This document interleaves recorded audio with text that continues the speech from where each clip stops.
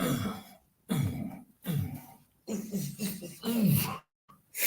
know what time it is?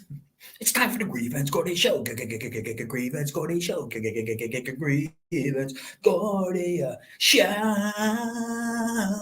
Don't you know? That's right. I'm here in WeHo, West Hollywood. Um, I moved out here after a very long, strange trip right, that involved this. And people were harassing me through the Facebook app. And it turned out to be people that I know. And what they do is they deprive you of sleep. And then any manner of things can actually happen. It's very dangerous tech right here. Okay. And I was victimized past tense.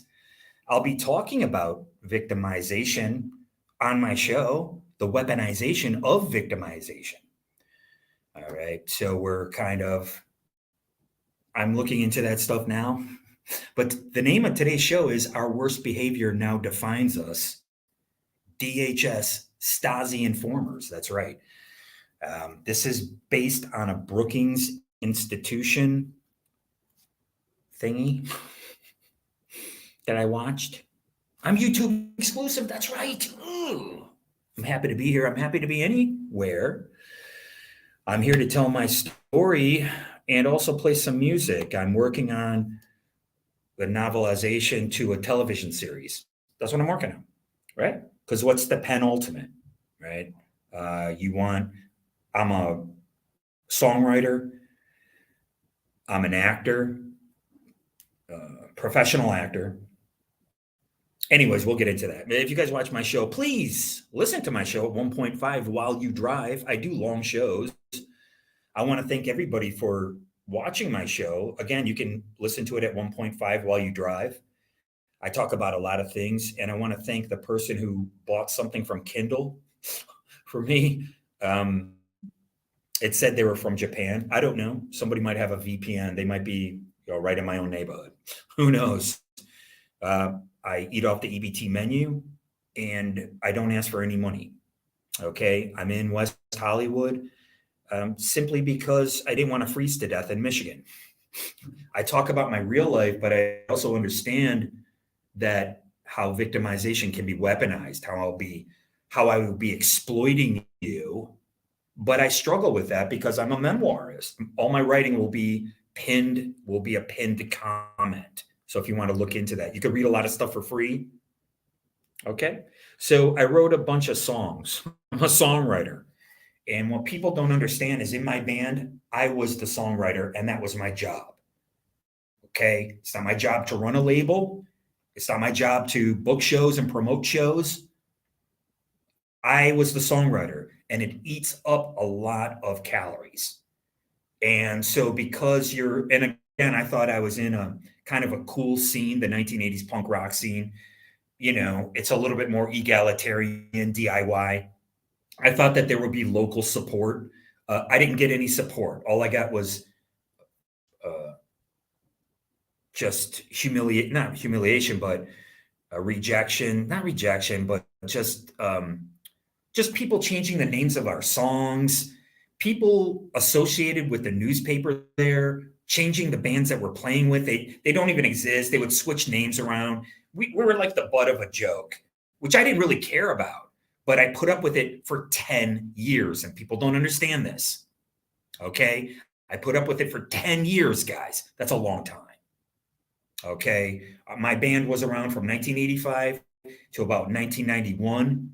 In that time, we were always kind of battling with the West Side Skins. I put it in my book, Two-Legged Animal. Our drummer was a West Side Skin in Detroit, I'm talking about. And then all of a sudden, one of our last shows, they're writing White Power down at 1515 Winder in Detroit. That's where I used to rehearse. You could look into any of this stuff for yourself. Okay. So the name of the show is based on the Brookings Institution. Sorry, my notes are right here. Okay, it's DHS Undersecretary for Intelligence and Analysis. DHS Undersecretary for Intelligence and Analysis interview at the Brookings Institution. Okay, all the stuff I get is from YouTube. I'm YouTube exclusive. Okay, you got to check my playlist, and you have to use your discernment and listen to these lectures, and you have to extract what you know to be true, and I apply it to myself, obviously subjectively. Try to be as objective as possible, but right. So I got a lot to talk about, and I float around quite a bit. Just briefly, the novel that I'm writing, that I'm hoping to turn into a television series, is about a punk rock kid who has the same birthday as Napoleon, and he develops a Napoleonic complex. Okay, this is early psychology, especially in radio and television in the early part of the 20th century. It was very common for someone to get a Napoleonic complex. This is quite literally one, and it deals with the possible reincarnation of Napoleon. But how this kid finds all this information out is through a filmmaker who makes a film called Bonaparte Bon Ami, and he releases it on August 15th, 1969, which is the bicentennial of Napoleon's birthday. And they find all this stuff out while this kid's playing punk rock, and they're like, "Hey, that's your birthday, dude." Right? Take a look at this guy's film. So it's based on me, and it's based on my obsession with filmmakers like, Stanley Kubrick, basically. Okay, and I have this great synchronicity where I was at Duart, and I was bringing back the dailies for this George Clooney film with Nicole Kidman called Peacemaker, or maybe it was a Nicole Kidman film with George Clooney, right? And I walked up the stairs, and this was in 1994. So Stanley Kubrick's Eyes Wide Shut came out, I think, in 1999. And I walked up the stairs, and there was Nicole Kidman and Tom Cruise. Nicole Kidman was busy with her assistant, and Tom Cruise was smiling as usual. I'm like, "Hey, how you doing?" He's like, "Yeah." Well, we just smiled at each other, and that was it. Because I'm carrying these dailies. They're heavy as shit, right? So I had to bring the dailies back downstairs, right? The negatives. And then I would grab what they processed and bring it upstairs to a guy named Paul, okay, in the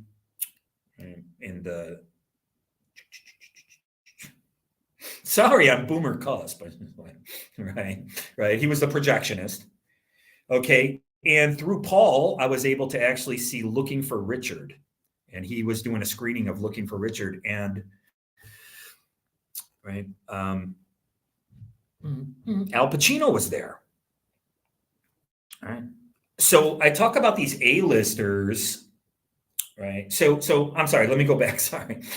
So Tom Cruise and Nicole Kidman were in the same room while she's shooting Peacemaker, rather. They had moved to New York City to work with Stanley Kubrick. Okay, this is huge. I had written 2 songs about Stanley Kubrick, but one of them's called Ludovico Technique, and one of them was called Lick the Boot, and that was based on Alex licking the shoe, okay, of his jailer, right? A CO. We call them COs here, right? So when I was in Detroit and I was in a punk band in the 1980s, I didn't know any of this. I just loved cinema so much that I moved to New York City because I didn't get any support for my band. Here's a song that the name of it was switched.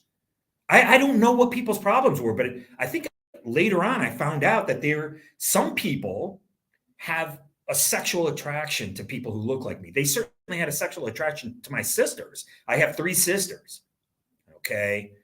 And this is what I found out later in life. Guys, I'm 57 years old. I'm here to tell you, it's this strange, misplaced, bizarre obsession with a man. And it usually comes from people who are not LGBT. I'm not kidding. So again, I never thought I was harder, smarter, better, faster than anyone. Ooh. Well, maybe I am. It's a song called Exposed. This is going to be in my property. This is before Lionel, he's in a band called Urban Upset, and they have to play The Asylum. And this is when he starts playing this song, and JoJo, who is Josephine, Napoleon's Josephine, notices him. But who's JoJo? She's a goth chick. Her father is a gravedigger. And she's actually dating somebody else in a rival band at the time. This is all based on my real life, but I'm putting in this dreamlike context. Okay. Right now, I'm really into Thomas Pynchon, but we'll get into that. So here's the song. Here's the song. Ooh, I got it already. Look at me. I'm prepared. There's this breath at the beginning. I go, I would love to have that emphasized. So.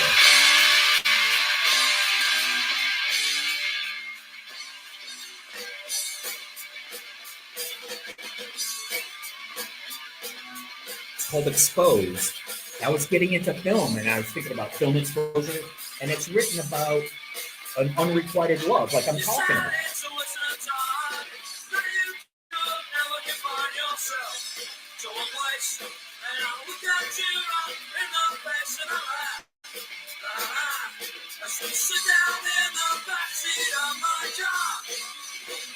Making love in the backseat of the car. Very American, man.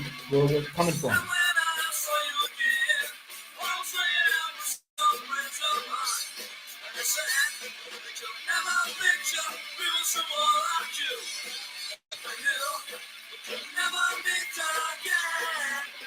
You hear that? It's about people who aren't supposed to fall in love with each other. It's called unrequited love. I still talk about it. Broken glass. I slashed myself up. Slash, right? Just like Iggy Pop and Sid Vicious. The dripping blood is just a metaphor. So let's really straight down at the core of it. I started exploring these themes and singing about them. And I still am to this day. These early influences are important. And that's why it's really super important to kind of protect children, and what they learn kind of sticks with them. That's why we are in the era of the crowning of the child. And that's why I don't have any appreciation for Media Deep Blue, these news stories telling us not only that children are being harmed, but that it's politicians who are killing and eating children. Okay? So in case you don't know, I joke around, I call it alt-white because of the alt-right. Okay? So you have the woke and going broke contingent versus the alt. I call it alt-white because a political ideology doesn't have a color. Okay? And in case you didn't know, the FBI murdered MLK, Martin Luther King Jr. Okay? So I'm not sure what's being taught in the schools, but that sure ought to be. So what are you guys listening to me on 1.5 while you drive? Right. So this is really important. So this is why one of my heroes, Oliver Stone, was able to make the film JFK. Because by the time he made this film, there was mountains of evidence to give him cause to make this film. And his film was not only based on the book by Jim Garrison, but it was based on books by Bill Mars, who later on was able to find a publisher and stuff like that. And Amazon, who sold my books and I never got paid, who I was fired from one of their stupid warehouses or whatever. Sorry, I'm boomer cuss. I'll put you on the ground around it, boy. I tell you, oh boy. They were responsible for an uptick. That's how they grew to power, was people were ordering books that they couldn't get at Barnes and Noble. They were ordering things that, and it would have to do with books, guys. It had to do with literature and learning. So this is in the BC era before computers. That's when I came up. That's when I was in New York working as an actor. Nobody worked any more than me. And because I have a racial ambiguity, that's their problem, not mine. Okay. Because I know that the East Coast American Indians are mixed with Southern African. And so what? And again, this started in the teasing and targeting of my band. And this is by I play a kind of music that's like oi punk that's associated with skinheads. So it doesn't bother me. But when these, at the end in 1991, right? I moved to New York in 1992. I said, fuck it. And before I knew it, like I said, I was working with A-listers and I was actually on TV. I was a actor, production assistant, you name it. And I did a film with Irene Bedard. I had a small scene with her in a film by Lance Richmond, who's the daughter of Rosemary Richmond at the American Indian Community House. I did a scene with Irene Bedard. She was Pocahontas in Disney's Pocahontas. She works all the time. Look her up. And the guys from the Beastie Boys actually let Lance Richmond use one of their songs in his film because they're just like, yeah, we want to support you guys. Okay. When I was at the American Indian Community House, there was a fellow Lumbee, Lloyd Oxendine. I talk about him all the time. I'm considered Lumbee because we're mixed race natives on the East Coast, guys. Okay. You can take a look at my 23andMe. I call it Heinz 57. It's like French, American Indian, Asian, there's everything in there. It's really, truly insane.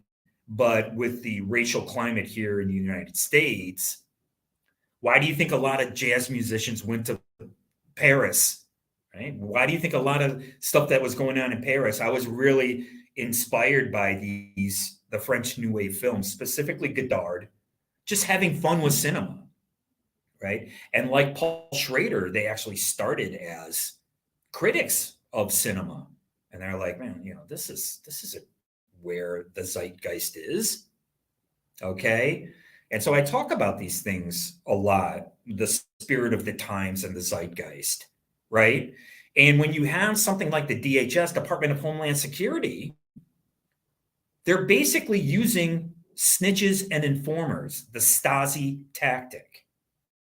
Now, for me personally, I was targeted on the street. I was sexualized on the street. Okay. And it continues to this day because I am homeless. So you have these predators coming up to you. But then I realized that these predators actually work for the government. And this is normalized.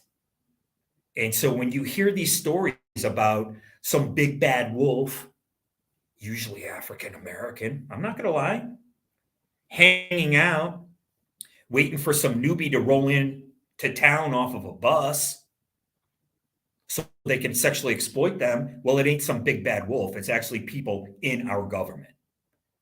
Okay. That's the way it was for me. 100%. And so that's why, like I said, when I got people like actively harassing me after I moved back to Michigan, I participated in the bad behavior. Why? Why the fuck not? I'm a guy. I don't care about jail. I'm looking for stories to write, right? My heroes are actually, Eddie Bunker and people like that, right?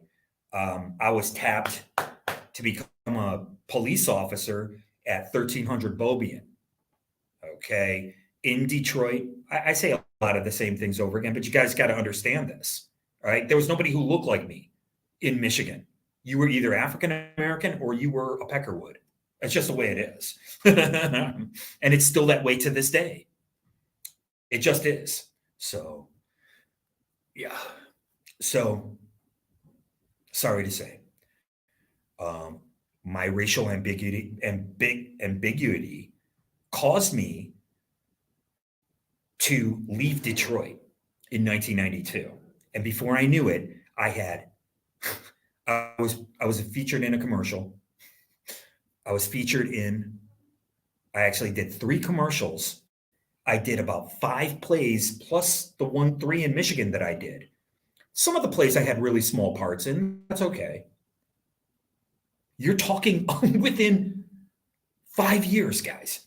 I was on TV. I was on MTV. Right? And My picture was in the paper.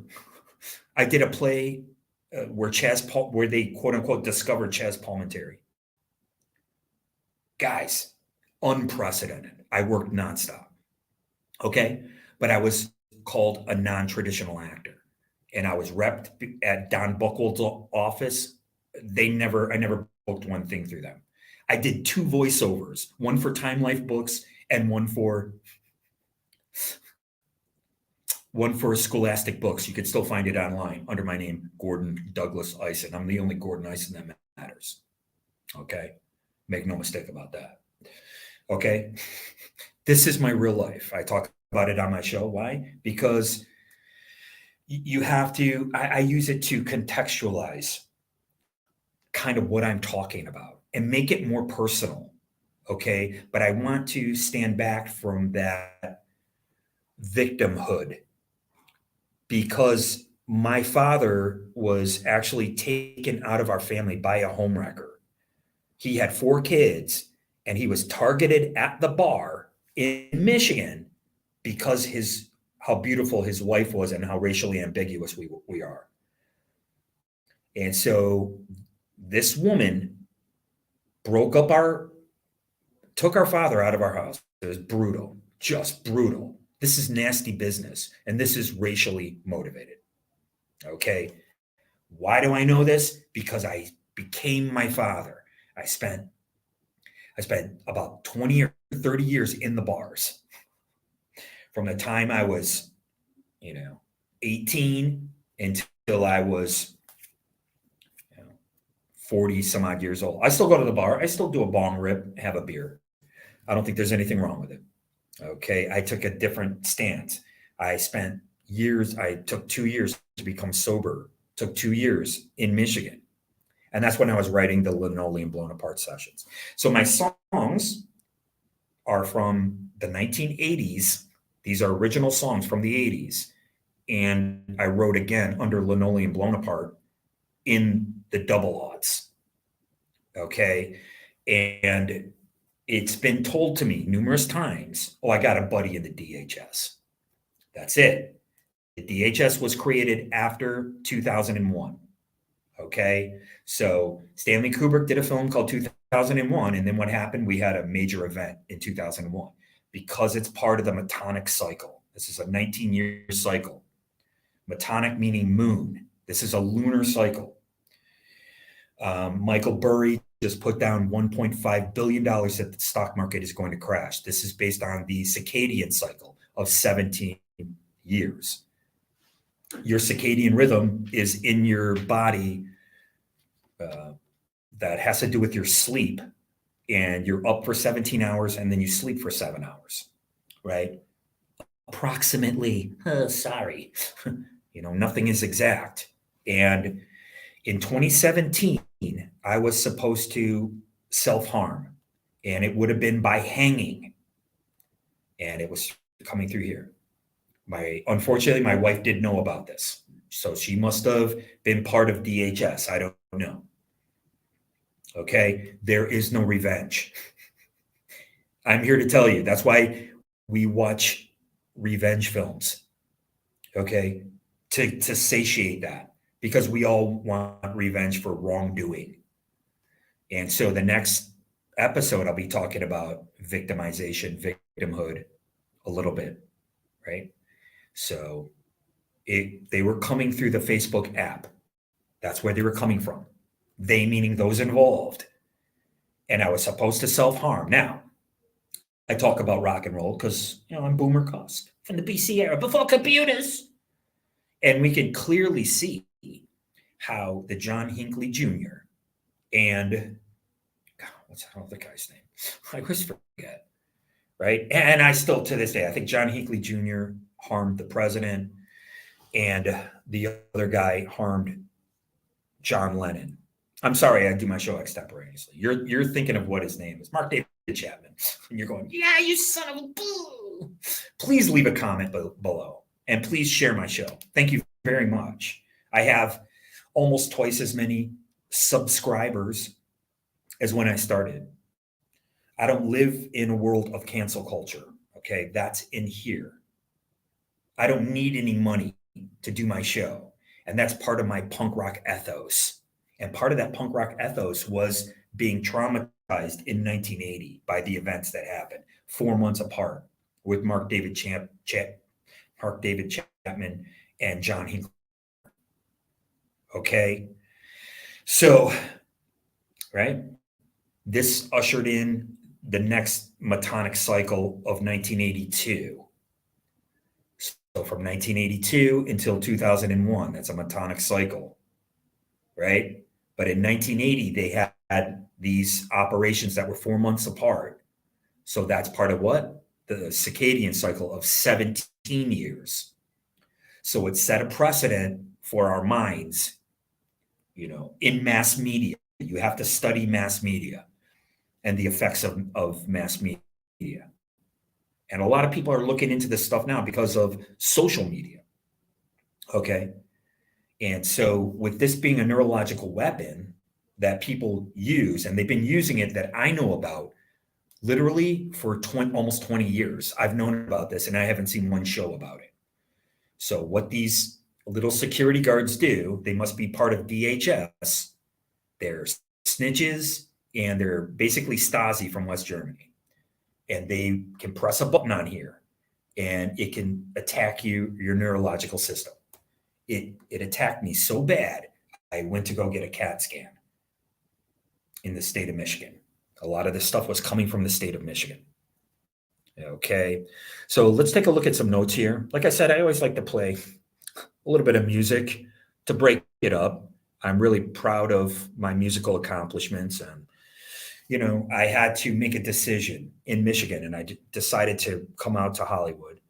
And I'm not interested in any media deep blue story telling me that a politician is harming children, because we live in the crowning of the child era, the age of Horus. And it seems as though this news media psycho cycle is feeding us confirmation bias of our worst fears. And if you can't see this, I feel sorry for you. Right? Okay, so we know climate change is local. Well, why don't you fly across the United States and see how much empty space is there? It's kind of obvious that what's going on is on a local level here. And it seems like people are being pivoted into two different groups. You have the woke going broke against the alt-white. And that's my little racial joke. I make it because racism is weaponized in the United States. Okay. And it is pretty sad. So let's take a look at some of my notes here. All right. So this is basically relating to Stasi informants. Now, you have to take a look at the Brookings Institution website. That's where I go. And people in these positions tell you exactly what's going on, but they're not going to put it in your terms, right? Like I said, I'm from the BC era before computers, so things got to be broken down kind of simply for me, right? And so this is, right? He literally says that the DHS has no clear mission. Okay, so he's trying to say that they have no bias, right? By saying they have no clear mission, right? The undersecretary is saying that, well, we don't have any biases. We have to take what information comes. Well, that's pretty scary as well, because that means that they can make anything their mission. How do I know they're not making me their mission? And it seems as though they are. I'm being constantly harassed. And this started taking place actively on the streets of Las Vegas. I took my car back and I dropped it off. All of a sudden on Maryland Parkway, because I couldn't afford it. I was just a bum. I was an alcoholic. Like I said, I'm a beeraholic. I'm not some big junkie. When you're out on the streets, you try different things. You try the different drugs. I made it to 57. Do you think I'm really going to risk my health? No. Like I said, I'll go have a drink with some bummy kind of friends of mine, but that's really about it. right? I'm not going to get into this lifestyle anymore because I explored it, and people don't understand that. And they tease me to this day over a what's called a bear trap, right? But the bear trap is set by the Stasi, by the DHS, by the snitches who work in the government. And this was, right? This was given credence in 2001. And that's why when they came to me, right? So I'm not out on the streets, shaking my dang-a-lang, like out there walking around in a pair of hot pants. But when they saw me, they're like, let's get this guy. And there were two African Americans. They are police officers. Make no mistake about it. They have free reign. They can do whatever they want if they put it under the guise of the DHS. That's why my wife participated in this behavior 15 years later. Unbelievable. Okay. So what you don't understand is that working as an actor and a production assistant in New York, I was still an alcoholic and I was burnt out. I worked so many jobs. I was supposed to be kind of moving up a supply chain. But every time it's like, oh, what are you? Oh, you don't have any native status. You're not a native. Right? Well, now, like I said, I was 20 years ahead of all this stuff. Now, all of a sudden, they're championing LGBT people. I told you I grew up with an LGBT kid. I had no problem with it. I wrote a chapter for my book. It's not in my book right now. It's called Queer Bait and Tackle. Right? It's very clever. Thank you. Right? It's about that's how it starts. It's about this kid who falls in love with me. He's LGBT. It's because he wanted to dogpile. And when you're a kid, you're running around. You're not sexualized yet. You don't know anything about it until you get a little hair on your nads and you start noticing who you want to fall in love with. Like I'm falling in love with his sister. He's falling in love with me. Okay. And so I was making a joke. It was about, when you dogpile, but he wanted to dogpile. And I'm like, it's just you and me. There is no dogpile. He wanted to roll around and because he was, right, his sexuality was budding, right? So, and again, just like the Benny Hill show, there's something wrong with it. You're going to fall in love with people who are good from afar, but then far from good, right? And relationships are physical; they're everything. And so, when you have these Stasi tactics of, let's humiliate this person writ large online, well, now our worst behavior is what defines us. I think there's a guy, I don't really know. I know punk rock and I know classic rock. Okay. So I don't really know too many performers, but I know Chris Brown, they make fun of this guy all the time. I'm trying to think of this other guy's name. Oh, man. Oh, I'll think of it. He's an actor. He actually physically attacked a woman. Okay, but he still works. Right? It seems to be very, very selective. But then other people won't work. Like, oh, you're done. Right? You had a situation happen. Ugh. Okay. So I moved out to Los Angeles. I'm in WeHo, West Hollywood, big LGBT population here. I'm very comfortable here. I have no problem with it. I have no problem people walking around in pink hot pants, right? It's just the way it is. So what? I was part of the punk rock scene in Detroit in the 1980s and 90s. I moved out to California. I'm sorry, New York in the 1990s. And I was obviously with the LGBT community. One of the plays I did was called Cornberry. It's about a cross-dressing governor of New York. Okay, so these things happen, and it's up to us to whether you're going to exploit it or you're going to make more of it than what it is. That's why I'm not going to get emotionally involved in trans story time, because I understand that the only adults who are bringing their children to trans story time are adults who live in cities where trans people live, and they're trying to explain that to their children. They're trying to get them used to it.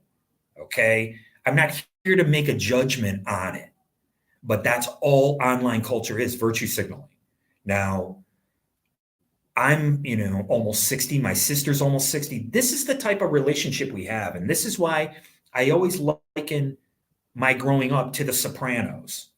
It's very, very similar. And then this is what happened just recently with my sister. Yes. Sacre bleu, where is me, mama?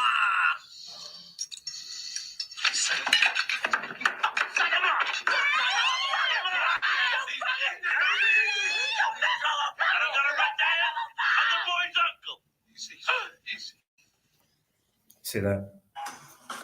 Okay, that's obviously that's a television series, but that demonstrates the sibling rivalry that exists still in my family to this day. That was the last time I saw my sister at my mother's house. Okay, I'm not claiming victimhood or anything like that. And you can see these early childhood traumas continue to play out. I call it the recurrence. And I got that from Nietzsche's eternal recurrence. Okay. When he started realizing that, wow, we might be in some type of prison planet here, he understood Gnosticism. The Gnostics were the early Christians, and he understood these concepts, right? The early Greeks were saying that you're not learning anything. It's a form of remembering. You're opening up something in your mind where things begin to make sense. And then you have Socrates fighting with the sophists, where the sophistry is that they're teaching you something that, wow, that really sounds really good.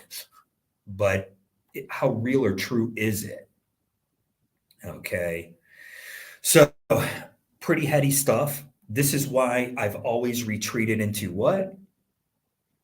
Into something that's creative. Now, even when I was going to jail and taking the quote unquote bait, queer bait and tackle, while I was taking the bait, it was in order to have something to write about. I hated at the time. I didn't really become a fiction writer until I got my million words in. Okay. Not all of us are the same. Not all of us come out of the womb writing fiction. I'm only now into Thomas Pynchon.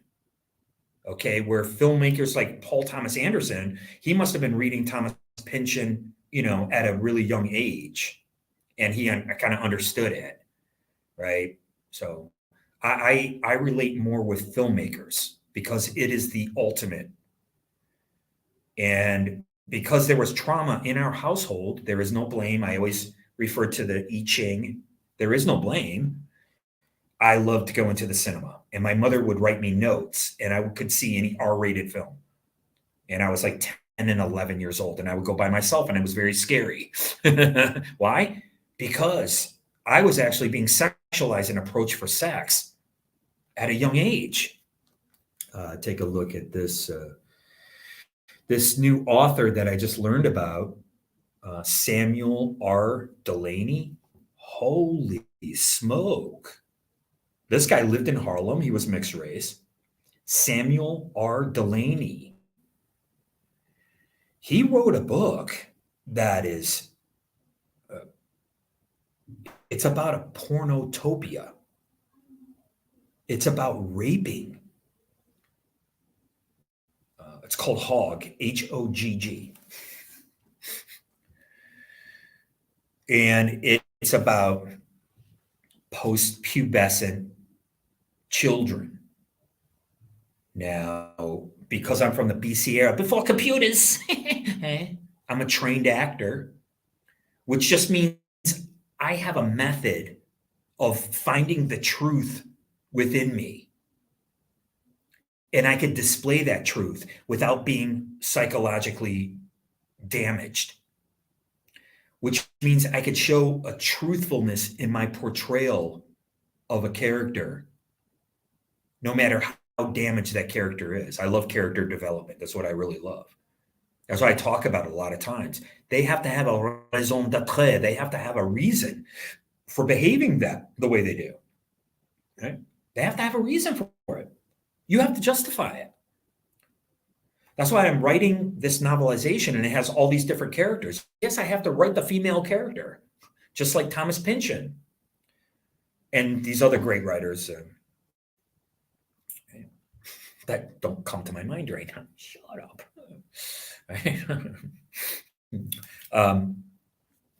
They still not coming to my mind. Right. So you have to be able to write all these different characters, male, female, right? You have to have their motivations, right? So for my story, Linoleum Blown Apart, there's a girl named Roxy. And at the beginning of the series, these guys come by and they're in love with her and she has slept with them. And now, just like me, when I slept with a woman, sometimes I would think that I was their boyfriend. And they were just like, no, you're just like a one-off. Just like they did to my father in our old neighborhood, right? They seduced him in order to break up the marriage, and it worked. And so by the time my mother gets on, you're getting on welfare, and she filed, she went to a lawyer. The lawyer told her that, she should just go find another guy. You know what a lawyer told me when I talked to a lawyer? They said, do you want to make it about race? We can sue somebody based on race. Do you want to do that? Well, where's the justice in that? It's about right or wrong. It's not about being exploited. I don't know. Maybe it is. There is a little bit of truth to it. It just seems so arbitrary to me, right? So if somebody's looking for justice, that's intangible. You can never grasp justice. So why look for it? I don't know. That's just what I think to know to be true, right? So, but anyway, so I have this character, Roxy. Like I said, she uses her sexuality. Now, I dated a woman like this. I call her Yolanda. And I dated her and my wife in the 1990s at the same time in New York City. And I was working nonstop. I worked all the time. And I'm sorry that people can't figure this stuff out. That's your problem. 7-Up the Uncola.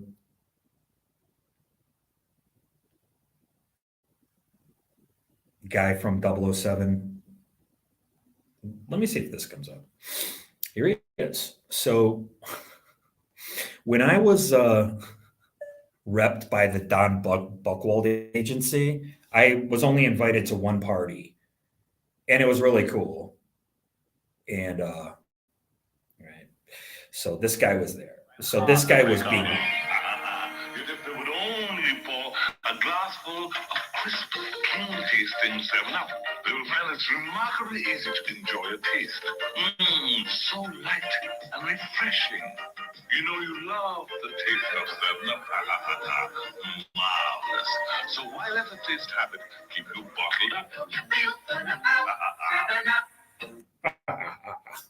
So he was there. He was repped by a Don Buchwald agency. They found him plenty of work. He worked in a 007 film. Okay? They didn't know what to do with me. I defy you to find anyone who moves to New York City, doesn't know one person there. And based on my headshot, I was able to get all the work that I did. Nobody can do that, right? And like I said, I moved there because I didn't have any support for my band.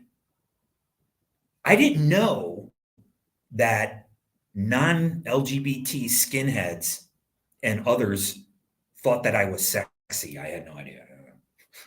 I didn't know. I didn't become an actor because I thought I was sexy. And that's why I take umbrage with this notion of narcissism. Because when we look in the mirror, we're mammals, we're not animals. When we look into the mirror, we see our flaws. We don't stand there like possessed like a wallflower, right? So I talk about this ancient mythology, and you can see the terms like psyche that were being pulled by Carl Jung and Sigmund Freud. Don't forget, I utilized Sigmund Freud's study enhancer. Right? I'm not a crackhead. There's nothing wrong with recreational drugs. I don't think there's anything wrong with it. I'm sorry. I just am not going to buy into, whatever virtue signaling, holier than thou moron. All right. So if you're a Christian and you're sitting here telling me, well, these come from the earth, right?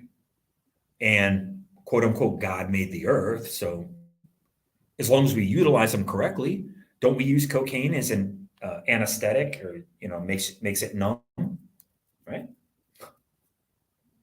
That's what it's used for. It's used medicinally, right? But in the other, one of the things that I'm studying right now, you have the clinical and the subclinical. Okay, so they're medicating subclinically. So clinical means that it is happening and it's a problem. But what that's called subclinical is actually called preventative medicine. Okay, and so we get medicated based on subclinical. Right? So it's the same thing. So when you teach a kid about religion or mythology, or you tell these folk tales and these fairy tales, I read a book by Bruno Bittelheim in the 90s. It works psychologically, right? It's supposed to satiate something here, right? But in a postmodern society with people like Mark Fisher wondering, like, how come everybody has a problem right now? How come nobody's reading anymore, right? Our A-R-E, our O-U-R, brains changing chemically? Well, what I found out, unfortunately, was this. Right? And so I was talking about Mark David Chapman and John Hinckley Jr. being part. Take a look at these guys. This was an operation, and I don't care if nobody else is saying it. I'm saying it. I'm saying it right here on my show. You can tell. Right? Why? Because enough time has gone by. But we're in this accelerationism. And I can see that Chris Cornell, Chester Bennington, remember in the episode I was calling him the kid from Lincoln Park? Sorry, from the BC era. Anthony Bourdain, Kate Spade, suicide by hanging. This was the same op that was being run on me in 2017. So I was out on the streets of Las Vegas and I had these people coming up to me. Now I know that it's DHS. And that's who's setting you up. This is why I couldn't wrap my mind around it. And so what I do here is I free associate. And unfortunately, I had to move to a place where I could free associate. Not unfortunately, fortunately for me, I can free associate right on the street because I don't care what people think, say, feel, or do. I can just be myself. And how I was able to come up with this determination was through cognitive therapy, was through talking about it. Okay. So I talk about these things and I put the vibration out into the Eggyverse. And what I call the Eggyverse is it's the notion of putting things out online. And I believe they're using the same synchronicities as outside through Wi-Fi. Okay, but I call these synthetic synchronicities. You have to be careful that you're not in the Cinderella effect. And I don't call it the Mandela effect. I call it the Cinderella effect, right? Because I'm a fella, right? That you're in this loop online. I'm talking about orthogonally, guys. Okay, in here, that you're receiving all this confirmation bias. Okay, so we're talking about the Brookings Institution. We're talking about, I have them on my playlist where they say that it's AI. It's AI that indoctrinates people. I'm coming on the other side of alt-white. Now, again, of course, I agree with the stance on most people because I'm not a communist, right? And Mark Fisher was struggling with this, right? Um, he thinks that we're going into a post-capitalist society. Well, we can kind of predict that it might be a little bit more scarier than that. It might be. They just ran the big op, right? And please don't come here for my take on Russell Brand. I don't. The only time I touch on media deep blue stories is to kind of make a point that you're not going to get from anyone else. Okay, like with Amber Heard and Johnny Depp, she outed him as being multisexually. She outed him as being sexually exploited here in Hollywood. Absolutely. And they had an antagonizing relationship, like Who's Afraid of Virginia Woolf? Very similar. Okay. And sometimes these people kind of gravitate towards us, right? Like I gravitated towards women who are similar to my mother. My last wife, she's an obsequious Philistine. She has a bureaucratic mindset. She's a pencil pusher, and she's a sociopath. Okay. So she used to get up, take a bunch of pills. It's not my problem. I was sober. Like I'm glad that I did recreational drugs when I was a little kid because I could kind of see what they are. I can see them for what they are. Okay.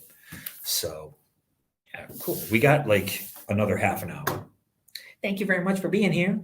I know sometimes I talk about the same thing, but it's important to get my story out there. And this is where I'm coming from. And I can write 3,000 words a day. And I don't write research papers. I write creatively. And I'm trying to show you my creative process. And I don't appreciate being targeted and put under undue stress and strain and pressure.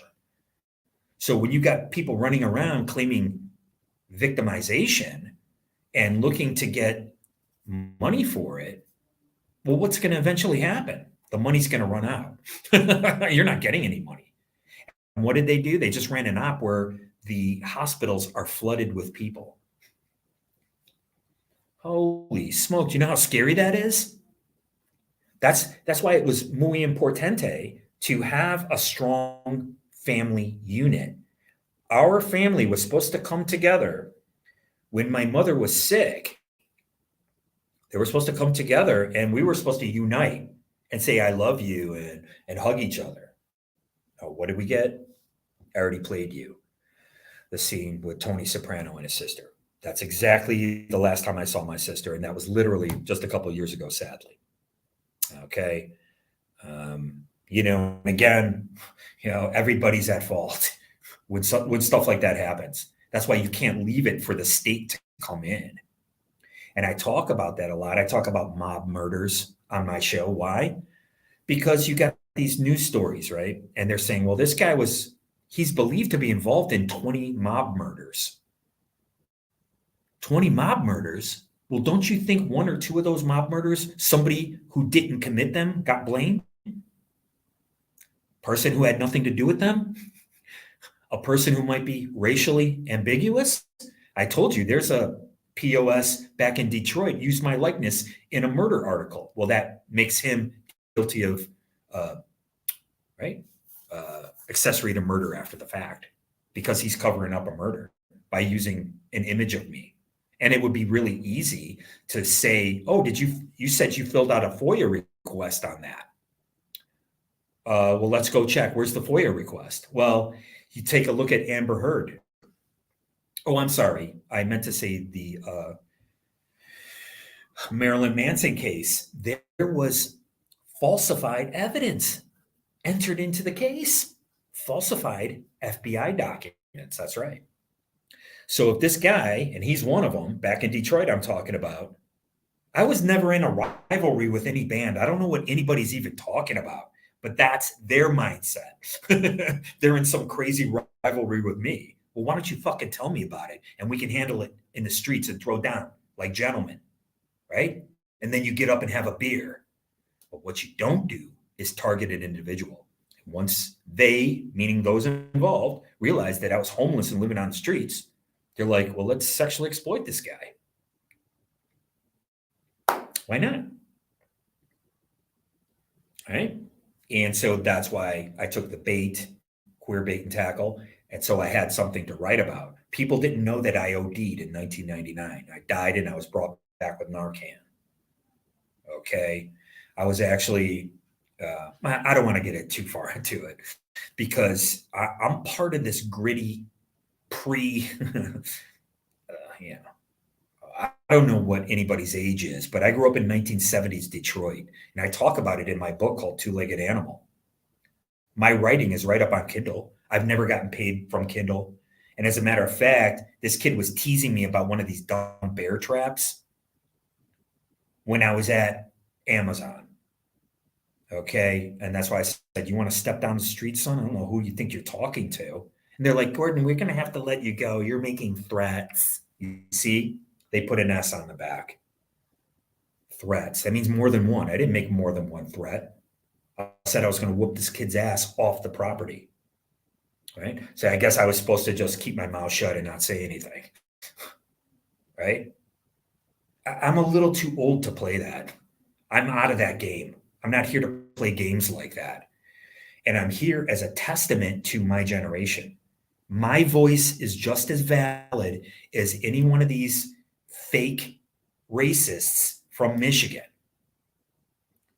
People who've had my name in their mouth for 30 years. I didn't break up with my girlfriend from Boston Edison in Detroit. She broke up with me. I was displaying myself as a virile male, right? You know, that's just the way it is. And there's women who do this as well, right? They're hypersexualized, right? But you have to understand the raison d'être. Why are you doing this? Right? And like I said, a lot of women, they actually need to be in control of more than what they're in control of. And that's how they use their sexuality, right? She needs to be managing a store, right? And so later on, I was able to work as a record store manager, very similar to True Romance. Okay, so don't forget True Romance,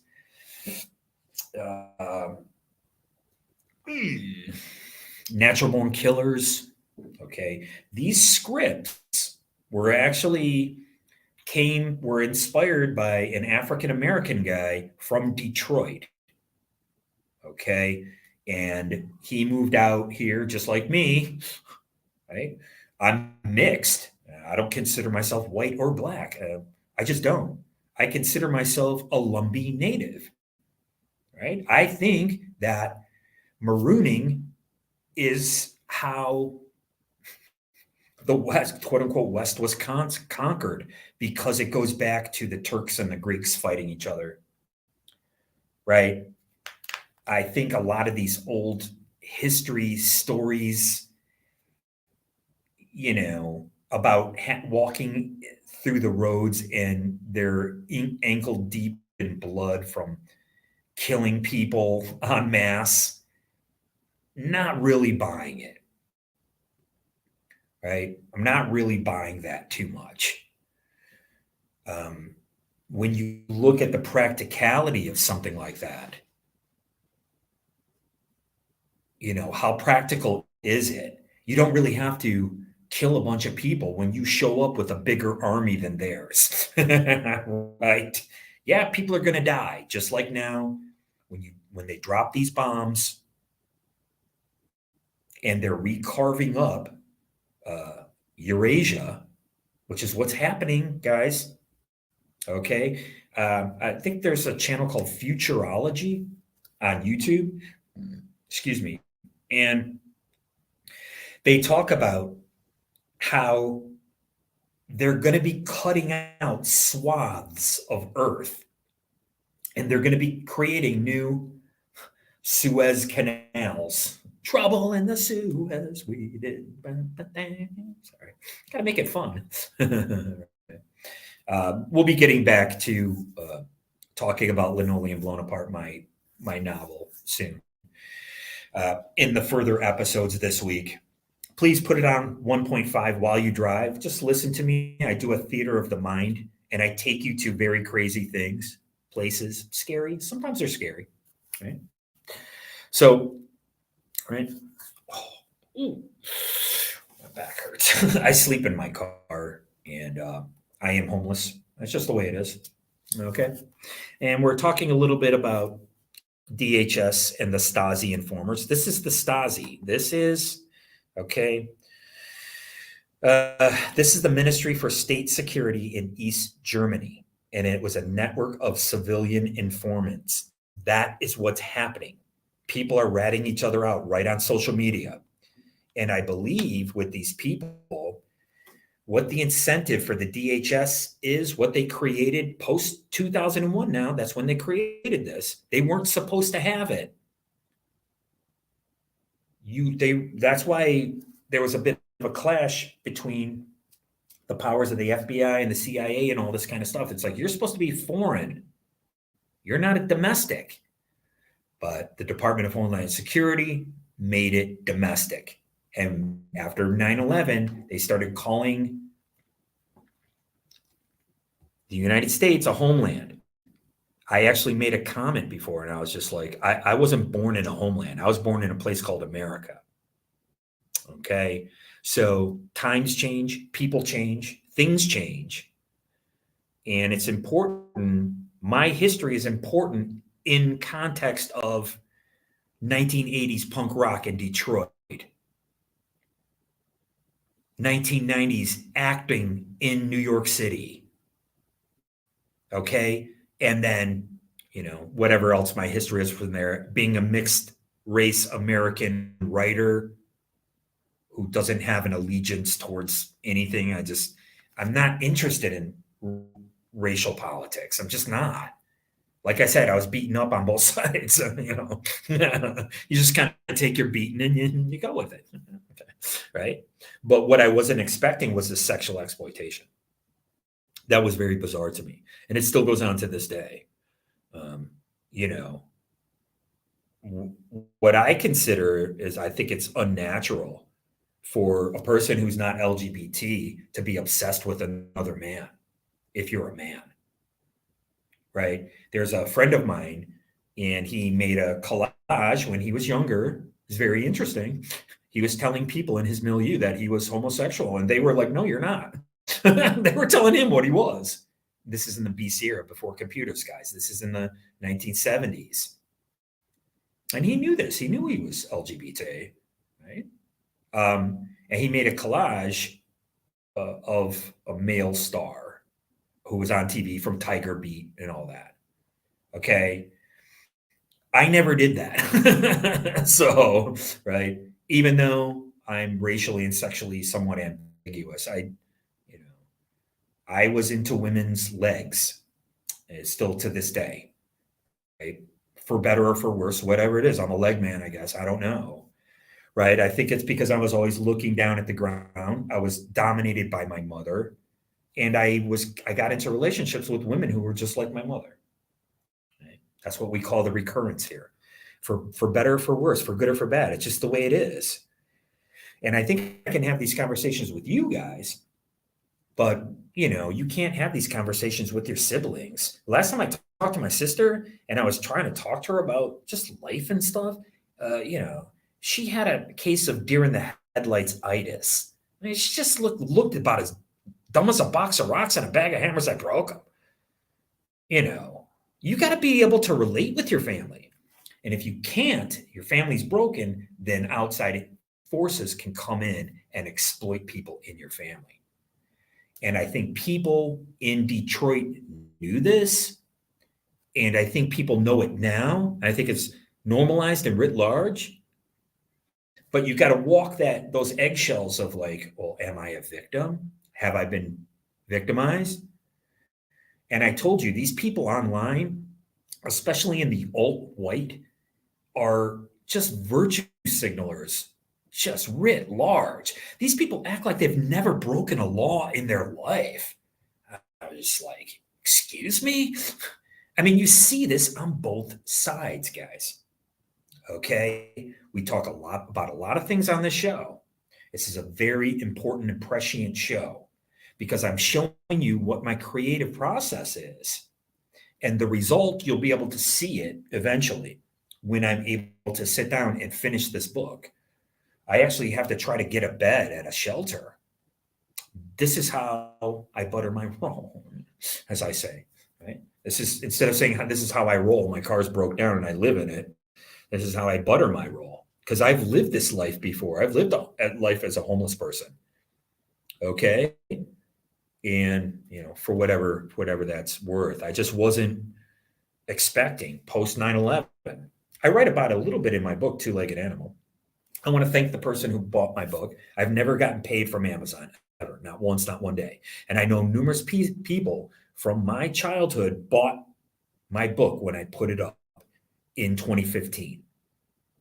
And then, while I was in New York, they were running an op. It was called Cash for Smells. And it was a humiliation op. And the point was to try to get me to commit suicide. And I didn't. And then when I didn't, here they come again a couple of years later. And they utilized my drummer in another operation. And he was involved in the first one.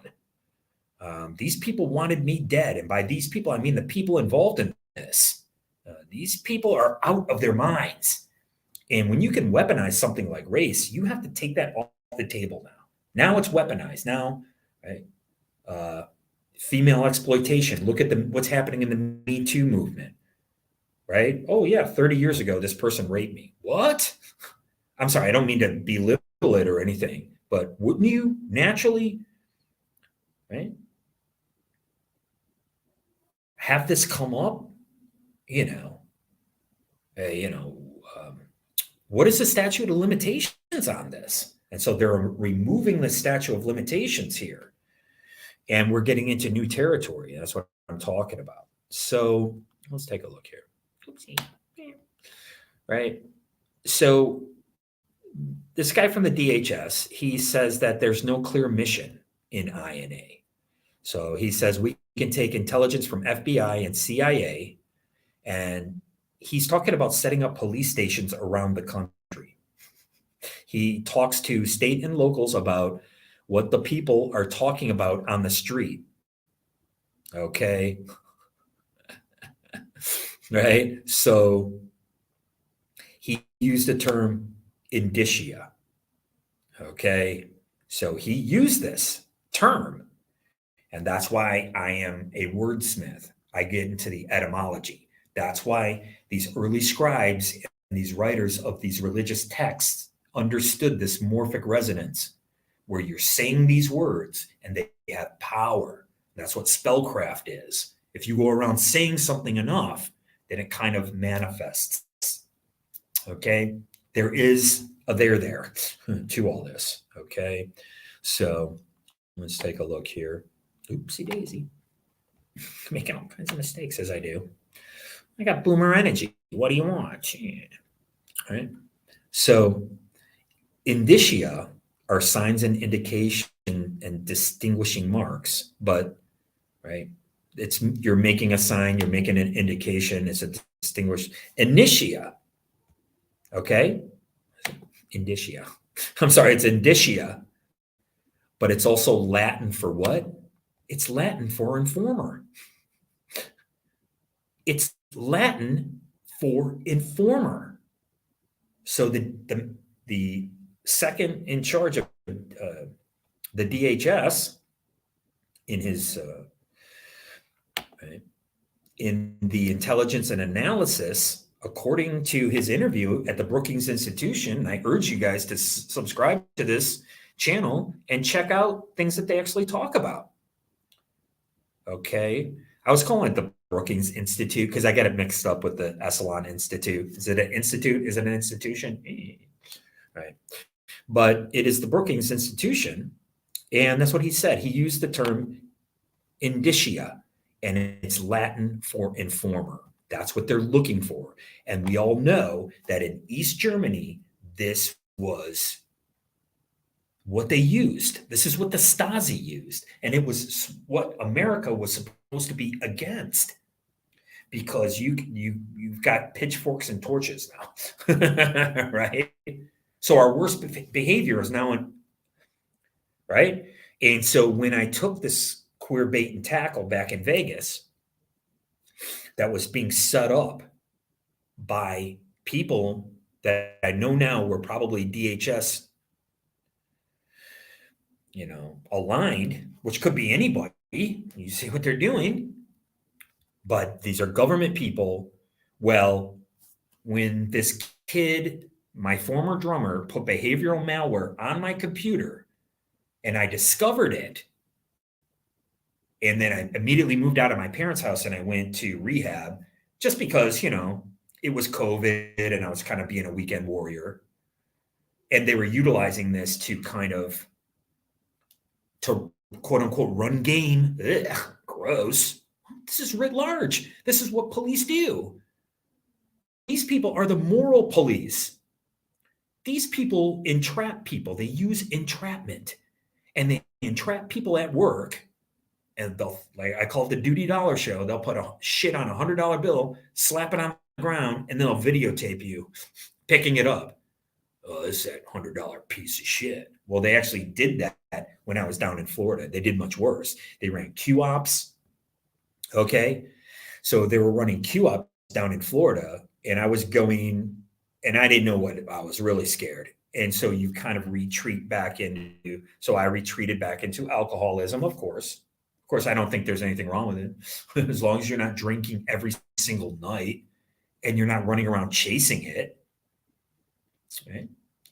So here I was buying Michelob Ultra. Michelob has a great connotation to me. It reminded me of the 1970s in Detroit. We all drank Michelob, right? It was very kind of like a cool beer to drink, believe it or not. So when I saw Michelob Ultra Dry, I was just like, oh, let me get one of those. I was by the salty ocean. I loved it there.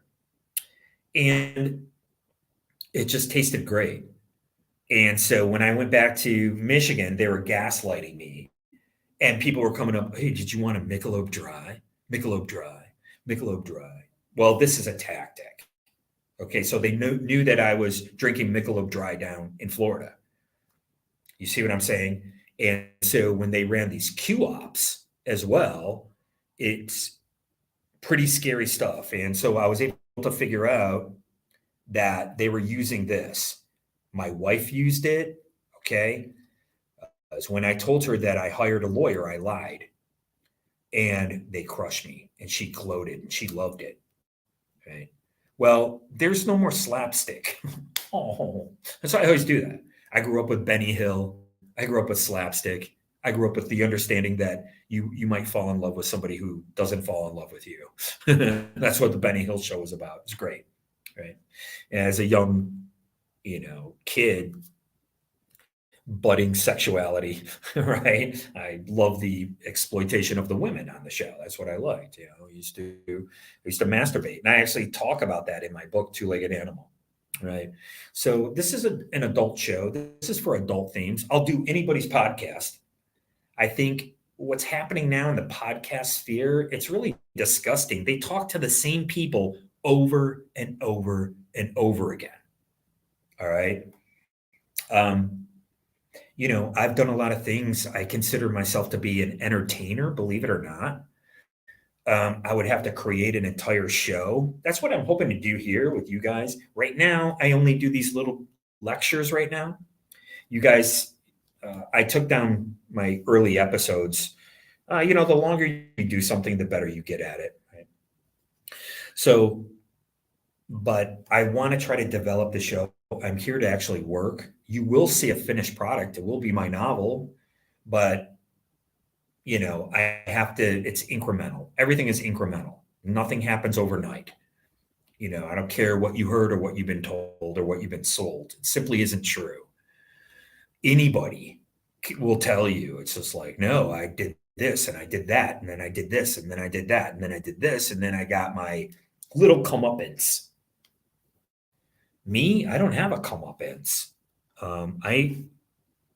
Like I said, we had one record. It wasn't even, I didn't really have much to do with it. That was my bass player's complete and utter, project. That was his project. So, right. I kicked something down there. right?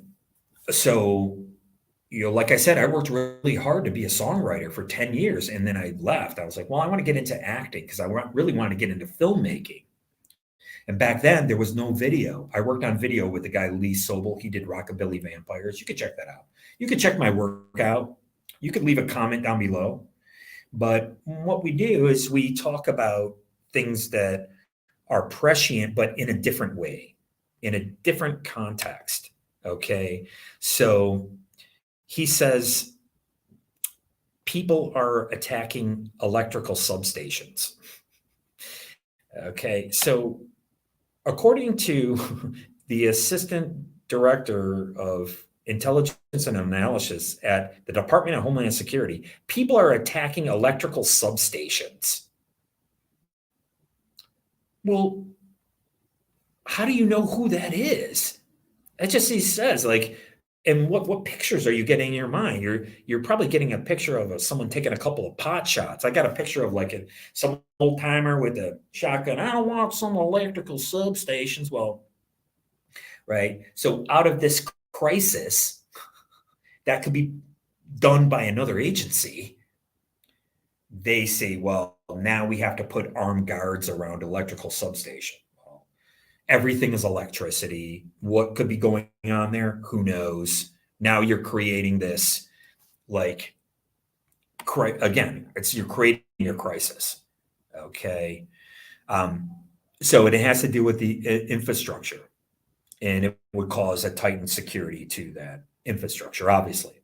So another thing that they were talking about was one of our missions is to connection to a specific, right? So it's an Orwellian concern. Sorry, it's my notes. Concrete, right? So in this, he also admitted that they can't monitor social media. He said that's the FBI's job. Boom, there you go, right? So that's why I called them Fed rats. The FBI is involved in social media, 100%. Okay. And this is weaponized. And that's what they did to me. I was supposed to commit suicide. Okay. In 2017 and 2018. That's why I can look at these 4 suicides. And I can also look at another guy who was in Detroit. He was like me. His name is David Strouder. He was in a band called Majesty Crush. They were way more popular than us. They actually were able to put out an album. We never did. Right. And so I didn't know. I wrote a bunch of songs. I didn't know that I was supposed to go on tour and tour those songs for 2 years. Do the same set. I could have done it for about 2 or 3 years. Why would I know that? I don't have any support in the scene. I don't know anybody. I don't have any connections. Right? But David from Majesty Crush, they got to open up for any of all the shoegaze bands that were coming out. And that was huge music at the time, right? Jesus and Mary Chain, Cocteau Twins, all that stuff. Well, look at what happened to him in 2017. The police said that he was acting erratic. I was acting erratic around the same time. Something was wrong. I didn't know what it was. It was that. Okay. And sadly, I still have these LARPers coming around me to this day, trying to exploit me somehow. And it's just really sickening. And to think that these people are Stasi DHS, oh yeah, they are. Absolutely. Right?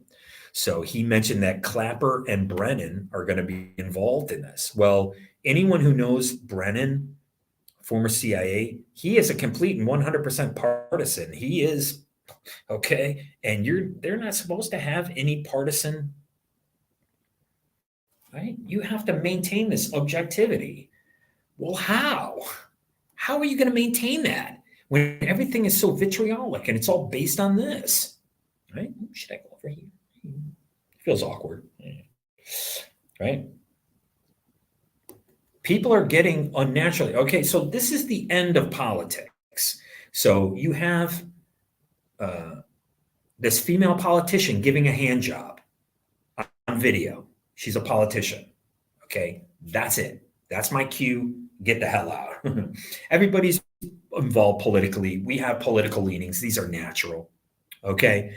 I'm not going to be participating. My show's not going to be about that. If I talk about it, it's going to be recontextualized, right? I'm writing a novel that has to deal with the 1980s. And that's what I talk about. I talk about my life. This is my creative process. And I don't appreciate having a bunch of fed rats on the ground up my keister nonstop. This is nonstop harassment. This is DHS harassment. These are people. I knew that they were people in government jobs. And this gentleman confirmed a lot of stuff that I already knew. This started happening to me specifically in Las Vegas post 9/11. And they're trying to say, well, you're morally repugnant. Well, what I'm trying to tell you is that any situations where I'm sexually exploited would never happen unless they brought them to me. But they can cherry pick and they can, oh no, he was out there in a pair of hot shorts dancing around, which you do see. And there's nothing wrong with it if you want to participate in that behavior. But that certainly wasn't the result for me. And then 20 years later, this piece of POS puts this behavioral malware on my $2,000 computer, ruins it, and I bust him because I'm thinking like a real undercover journalist, embedded journalist, and working undercover, just like a real police officer. Don't forget, I was tapped at 1300 Bobian to become a police officer. The cop took me down to Belle Isle for a queer blowjob. And I'm so young, I don't even know. I didn't know it at the time. I know it now. That's why it's important, us old people. Yes, it's important to get our point of view about things. Okay. And I'm not trying to exploit that at all. But yeah, I'd love to sell. Who wouldn't love to, right? To get a job based on your accomplishments. And so what the people in the DHS do and other agencies is they point this at you and they target you. This is a weapon. They point it at you and then they excite your nervous system and then they record you at the same time. I've seen, and the pay, your bonus is going to be, oh, you could get a viral video. This is how they're doing their informants. This is how they're doing their little snitch bitch or whatever you want to call it. This is government sanctioned. This is Stasi from East Germany. These are the same tactics. They're using informers. But what's worse now, they're using this. It's attacking your nervous system. And it's like a neurological stun gun. My wife used it for years. I was supposed to commit suicide in 2017. I did not because I wasn't going to.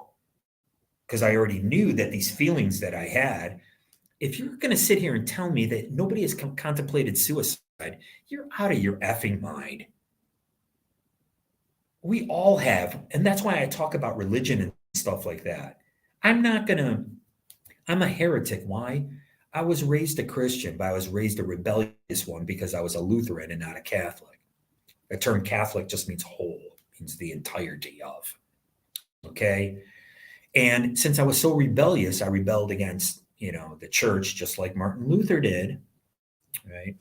And that's why I can't look at a single man, the Christ, and say that he is the equivalent of somebody who made this entire world. That's just anathema to me. I simply don't believe it. I'm reading these early Gnostic texts that are saying that the Holy Spirit is actually feminine. And it's kind of interesting. I saw this great breakdown. I always talk about cinema. I saw this great breakdown of Fight Club where the person did the breakdown. They likened Tyler Durden and Marla to the lead characters Anima and Animus, the male and female within us all and their struggles with each other, right? Because we know in these relationships, this vapid stuff that people are talking about, it's like, oh, I want an alpha male who's this tall, and they're coming up with this unnatural wish list of who your partner should be. It's just an unnatural, right? The whole point is to actually fall in love naturally, right? So if you have these unnatural standards, well, he has to do this, he has to make this much money, he has to do that. Well, you just eliminated a bunch of guys right in your milieu, or whomever, whatever your proclivity is. Now you just eliminated all those, right? So you kind of go through that. I went through that personally in my 20s and 30s, where you're just kind of sleeping around. There's nothing wrong with it. So you want to sleep around, sleep around. You want to, get all the flavors, get all the tastes that you can. You want them to be natural. You don't want to be targeted on the street like I was. But I'm a man. I'm not afraid. I wasn't afraid of anything. I actually put my life on the line. And what do they have? They have this humiliation ritual. And that's why when I discovered this malware on my computer that was put there by one of these pieces of trash skinheads who became the racists that we were making fun of back in the day. Like I said, it's not my fault that you don't have any talent. It's not my fault that you have an unnatural obsession with another man. That is unnatural. Okay? And like I said, there's nothing wrong with razzing somebody, maybe getting into a fist fight and then go and have a beer together, shaking hands and saying, I'm sorry. That is being an adult. You might participate in this childlike behavior of a fist fight and be angry at somebody. Like me with my sister, I was showing you guys. But you have to be able to come together like an adult and say, yeah, I was wrong. You have to accept that responsibility. And I certainly have. That's why I'm not pie in the sky. You don't see my eyes shifting all around. Send me money. Oh my God. You don't see me talking crazy about the DHS and it's us against them. You got to fight the system and fight the power. There is no system. There is no power. We are part of it. We are part of it, guys. Okay. So I'm into things like Thomas Pynchon now. I'm into Alfred Bester. And don't forget that Thomas Pynchon wanted to take an Alfred Bester novel and turn it into an opera. I'm into all of these same things. I'm into all of these exact same things. I'm creating a Phantom of the Paradise type opera with the grit of the Sopranos. That's why I always go back to the Sopranos, right? Because I kind of understood it. Because as a man, a lot of us, we watch stuff like The Godfather. Oh, take a look at The Heart is a Lonely Hunter with Sandra Locke, Clint Eastwood's wife. And you'll see that the little kid, her little brother, who's great, he wants to start a mob. He wants to be, right? He wants to be part of a gang and all this kind of stuff. We have that mentality, right? But I'm actually more of a leader. I have more leadership qualities. And that's why I was exploited back in Detroit. That's why I was made fun of, put down. Now, am I crying about being persecuted? Maybe a little bit. But it's just a fact. We were put down. We were targeted. We couldn't do any shows. Once we did that, we opened up for Social Distortion, the Buzzcocks, and a couple other bands. But after a while, we were regaled to Blondies. That's the only shows we were able to do. All at Blondies. And they were all bullshit shows. They were changing the names of the bands we were playing with in the Metro Times. Well, who has connections to the media in Detroit? The same POS who used my likeness in a murder article, and he can get away with it because nobody's ever going to question anything. If anything, they're going to attack me. Why? Because they've always been attacking me. I don't find that to be natural at all. You have to nurture talent, man. And I told you before, I'm not claiming victimhood. I just keep going. And after the horror that was the situation with my wife, where I was expected to die, guys, my wife was using this nonstop. She had no business doing that. Right? And they just kept saying over and over and over again, this was a tactic. And I actually, when I created the show called Marooned, right? It's supposed to be a sci-fi show, and I do very long takes, and that was an ode to uh, Andy Warhol's films. And Andy Warhol was doing these screen tests, and he just wanted people to just sit there. And that's what I do in those Marooned videos. Please check them out. I'll try to create a playlist. Okay. It's called Marooned, and it's just about a guy who's marooned. And I have to create the dialogue. And again, it's theater of the mind. I just start talking and I improvise. Okay. So let's wrap it up. Thank you guys very, very much for watching. Blah, blah, blah. Go F yourself. Who gives a shit? Okay. So he talked about Clapper and Brennan being involved. He talked about specifically they're using January 6th. Okay. They're using January 6th as the new 9/11. He would constantly conflate. He would say 9/11. Oh, I mean January 6th. He did that numerous times. Okay. He's doing that to drive that home. Whether it's natural or not, we don't know. Right? Who knows how natural that is? We are living in very scary times. And so he also mentioned that, I don't know, he makes a distinction between pure speech and hate speech. You know, this is a slippery slope. This is very scary stuff. This is very scary times. Oh, we'll handle it. Like I said, I'm a creative type. I'll go write a song about it. I'll go write a story about it. I created Linoleum Blown Apart when I finally had some breathing room away from being attacked by this. And I got sober. And then I worked some crappy job. And I'm just like, I don't want to do this either. And I went and got an office just like I'm here and I could freeform. That's what I do. I freestyle, freeform, right? And I'm able to create these concepts, and I just kept going, and it kept budding and budding and budding out.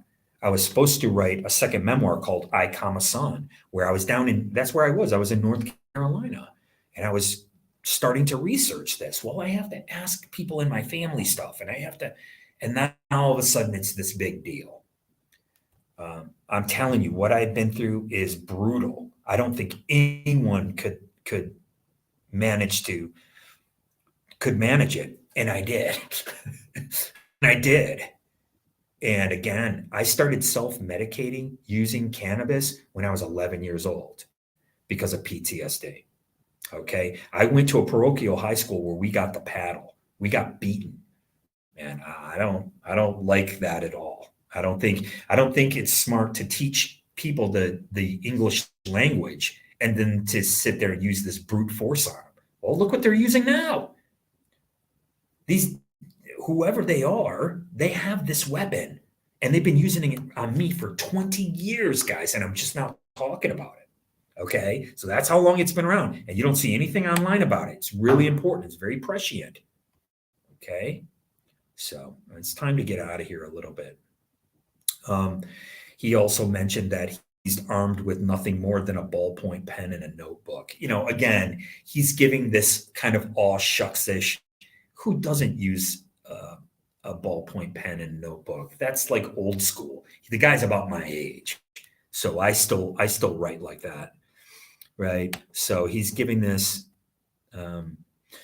So I had a lot more going on. They said that they said that they work with CISA. CISA is a private security company, guys. This is a government agency, DHS, working with CISA. That's what he said. And the best part, okay, CISA is a private security company. So it's a cybersecurity company, right? That say they have over 17 years of experience. There's that circadian cycle again. That's what I'm trying to tell you. Sorry, I just love it. And CISA, SISA, even though it's an acronym, it's also an Indonesian word that means petty theft. Okay, so the cyber security company is named after petty theft. CISA.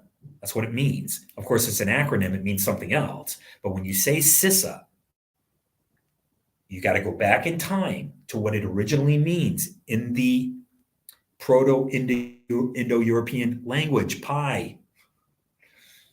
CISA, petty theft. That means that cybersecurity company is stealing from individuals. Well, once you know that you're in the Yankee-verse, and once you know that no matter what you do, there is no privacy, is the end of privacy. There is none. That's why I created the concept to know that the Constitution has been nothing but a psyop the entire time. Thank you very much for watching my show. I appreciate it more than you'll ever know.